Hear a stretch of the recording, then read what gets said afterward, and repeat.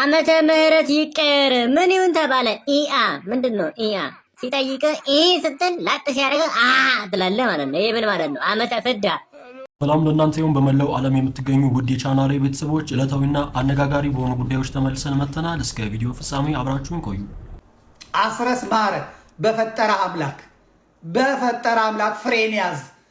በቃ ፖለቲካ ካፒታልን ገንብታል፣ ጎበዝ ብለናል። የአማራ ታጋዮች ወለጋ ያላችሁ ለእናንተ ነው። ለመሳይ መኮንን ኢንተርቪው የሰጣችሁ ቀን አለቀላችሁ። ቃል ለሰማይ ለምድር እመብርሃን ምስክሬ ናት። ለመሳይ መኮንን ኢንተርቪው የሰጣችሁ ቀን አለቀላችሁ። መሳይ መኮንን የሚጠይቀው አቅጣጫህን ነው። መሳይ መኮንን የሚጠይቀው የኃይል ብዛትህን ነው። መሳይ መኮንን የሚጠይቀው የሰራዊት ብዛትህን ነው። መሳይ መኮንን የሚጠይቀው መቼ እንትን መሳይ መኮንን ነጥብ ነው የሚያስጥለው። ያለቀ። አሁን ባለው ሁኔታ ንገረኝ ካላችሁ ጸረ ኢትዮጵያ ነው፣ ጸረ አማራ የነበረ ሰው ነው። ስታሊን ገብረስላሴ ይሻላል። በቃ እቺ ጽምዷ እንድትሰምርለት ስታሊን ገብረስላሴ 100% ይበልጣቸዋል። አሁን ያሉትን የአማራ አክቲቪስትንን የሚሉ የሚሰሩ አሉ። በእርግጥ የሚሰሩ የሚለፉ የሚደክሙ አሉ። የአማራ ላይ የሚተጉ ሰዎች አሉ። አሁን ደግሞ ገሌ ብዬ እዛ አላጀግ ነው። ስለዚህ በዚህ መጠን መነጋገሩ ጥሩ ነው። የኔና ቴክኒሽያኑ ተነጋግረን የመጣ ነው። እንዲህ አድርገን የስልክ ጥሪ ብለን ነበር የመጣ ነው። ወዳጄ እኔ የስልክ ጥሪው እንዲህ አያናግረኝ። በሳምንት አንድ ቀን መጥቼ ይህንን መናገር ስላለብኝ ነው። የስልክ ጥሪ የሚባል ነገር ለዛሬም አልተሳካልንም። መናገር የምትፈልጉ ካለ መቼ የስልክ ጥሪ ብቻ እናደርግ። ዛሬ በሰማችሁት ላይ በአዲስ አበባ ጉዳይ ላይ፣ በአፈሳ ጉዳይ ላይ፣ በጽምዶ ጉዳይ ላይ መናገር እንፈልጋለን የምትሉ ካላችሁ መጀመሪያ ቴክኒሻኑን ልጠይቀው። መቼ ይመቻል? ከ1 ሰዓት ጀምረን እስከ 2 ሰዓት ተኩል እስከ 3 ሰዓት ድረስ መቼ ይመቻል? ቴክኒሻን ጻፍልኝ። ስራ ስለሚውል ማለት ነው። ወዛደር ነው። አሁን ነገ ጠዋት ተነስቶ ስራ የሚገባ ነው። ወዛደር ነው የእኔ ቴክኒሻንም ማለት ነው። ስለዚህ ቶሎ በል ንገረኝ።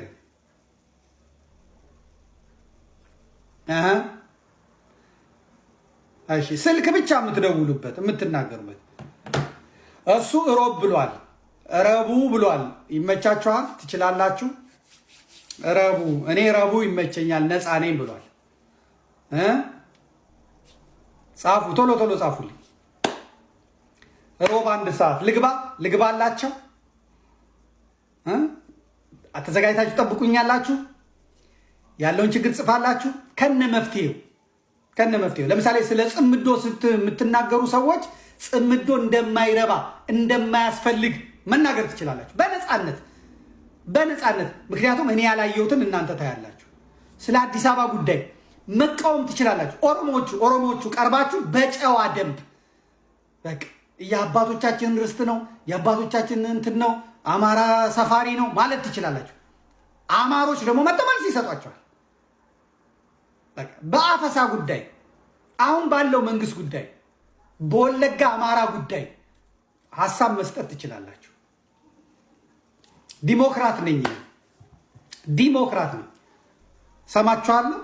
ድምፃችሁ መሰማት አለበት። ያለባችሁን ችግር ድክመታችሁን፣ አሁን ለምሳሌ አዲስ አበባ ይወቀሳል። ዝም ብሎ አዲስ አበባ ይወቀሳል።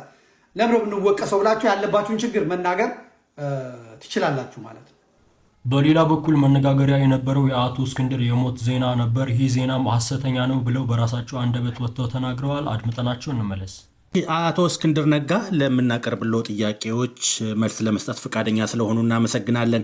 ከቅርብ ጊዜ ወዲህ የእርሶ መገደል ወይም ሞት ዜና ባልተረጋገጡ የማህበራዊ መገናኛ ገጾች በስፋት ሲንሸራሸሩ ስንመለከት ነበር። በእርግጥ ስለ እርሶ ሞት ሐሰተኛ መረጃ ሲሰራጭ ለመጀመሪያ ጊዜ አይደለም።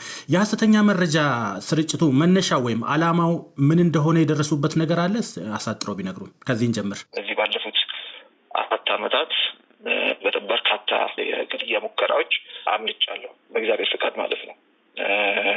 እንግዲህ ምናልባት እነዚህ ሞተዋል ምናምን የሚሉት ያንን ታሳቢ ያደረገ ሊሆን ይችላል ብዬ አስባለሁ። በነገራችን ላይ እነዚህ የግድያ ሙከራዎች ከአየርም ከምድርም በተጨባጭ የተያያዙ የምናውቃቸውም አሉ፣ ማናውቃቸውም አሉ።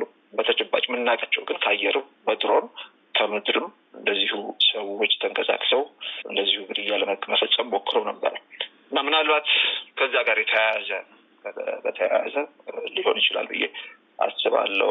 ኢላማ የተደረጉት በመንግስት የጸጥታ ኃይሎች ብቻ ወይስ ሌሎች ታጣቂዎችም ጭምር ነበሩበት?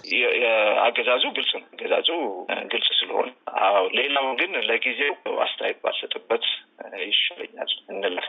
ይታወቃል በደንብ ዶክመንትድ የሆነ ነገር ስለሆነ። ያው በአባልነት መሳተፍ አንድ ነገር ነው። በንቅናቄ ውስጥ ሚናው ምንድን ነው? አሁን ተራ አባል ሆኜ ተንቀሳቀስኩኝ። ከፋኖም ከአማራም ውጭ የሆኑ ረጃጅም እጆች ገብቶበት ነበር እና እነዚያ ነገሮች ተደማምረው የሀሳብ ልዩነቱ እንዳልኩት ጎጠኝነቱ ከፋኖም ከአማራም ውጭ የሆኑ ረጃጅም እጆች ተደማምረው እኔ በአመራርነት ልቀጥል የማልችልበት ሁኔታ ነው የፈጠሩት። አቶ እስክንድር ረጃጅም ያሏቸውን እጆች ሊያነሱልን ይችላሉ? እነማን እንደሆኑ ለጊዜው ልለፈው። ይህንም ጊዜው ቦታው ጊዜውም ስላልሆነ ልለፈው። እንግዲህ እንደዚያ ካሉኝ እርስዎ በአባልነት የታቀፉበት አፋብን ከሌሎች በኢትዮጵያ ውስጥ ካሉ አማጽያን ጋር ጥምረት መፍጠሩን ሰምተናል። ይህንን የተፈጠረውን ጥምረት እንዴት አገኙት? የንቅናቄው አባል ስለሆኑም ጭምር ሂደቱን ያውቁታል ብዬ ነው ይህንም ጥያቄ የማነሳሎት። ጉዳዩ በብዙ ስላነጋገረም ጭምር ነው የምጠይቆት። እንዴት አገኙት? የድርጅቱ አቋም ወደ ማዕከላዊ ኮሚቴ መውሰድ አለበት። እንደ ጉዳዩ ደግሞ ክብደት በጣም ከበድ ያለ በአባላት ቀጥተኛ ተሳትፎ ማጸደቅ ይጠበቅበታል። የጽምዶ ኃይሎች ጋር ሊደረግ የታሰበው ጥምረት ደግሞ የአባላትን ቀጥተኛ ተሳትፎ እና ውሳኔ ሰጭነት የሚጠይቅ ነው። ደም እየፈሰሰ ነው። በሁለት በኩል በኩል ደም እየፈሰሰ ነው፣ በዛኛው በኩል ደም እየፈሰሰ ነው። ሁለቱም ኢትዮጵያውያን ብዙ ደም እየፈሰሰ ነው እና በዚህ ልክ ደም አይፈጠርም አይባልም። ከተፈጠረ ይሄ ጉዳይ ቀጥታ ለሁሉም አባላት ቀርቦ ውሳኔ ሊሰጥበት ይገባል። የጀርባ ታሪካቸውን በጽምዶ ኃይሎች ስር የተሰባሰቡት ድርጅቶች የጀርባ ታሪካቸውን ስንመለከት በጸረ አማራነታቸው እና በጸረ ኢትዮጵያዊነታቸው የሚታወቁ ናቸው። እኛ የለጠፍንባቸው ስም ሳይሆን ዓለም የሚያውቀው ማንነታቸው ነው።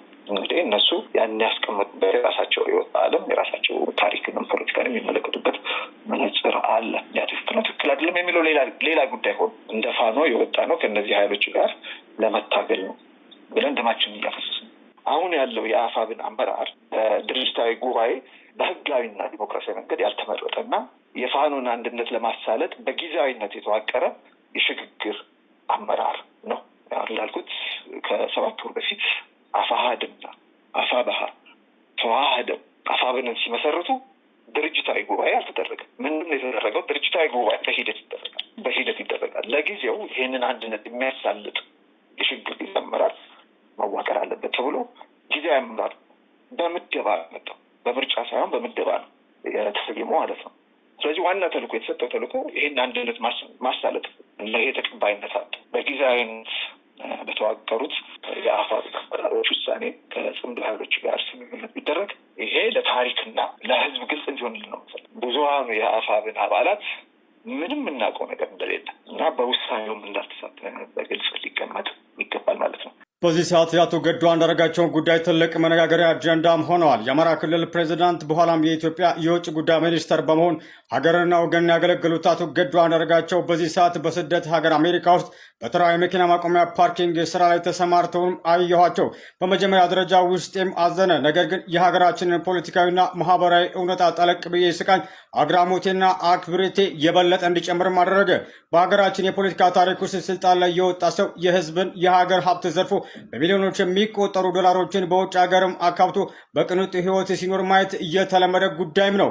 አቶ ገዱ ግን ከፍተኛ የስልጣን ማዕረግ ላይ በነበሩበት ጊዜም ቢሆን በሙስና ሳይጨማለቁ የህዝብን አደራ ጠብቀው በመውጣታቸውና ዛሬ የሚያደርጉት ጥረት ህያው ምስክር ሆኖም ያንጸባርቃል ሲል ኤፍሬም የተባለ ወጣት በፌስቡክ ገጹም ከትቦታል። የብልጽግና መንግስት አፈሳ መጀመሩ እያበቃለት እንደሆነ ማሳያ ነው ብሏል ዮኒ ማኛ። አድምጠነው እንመለስ።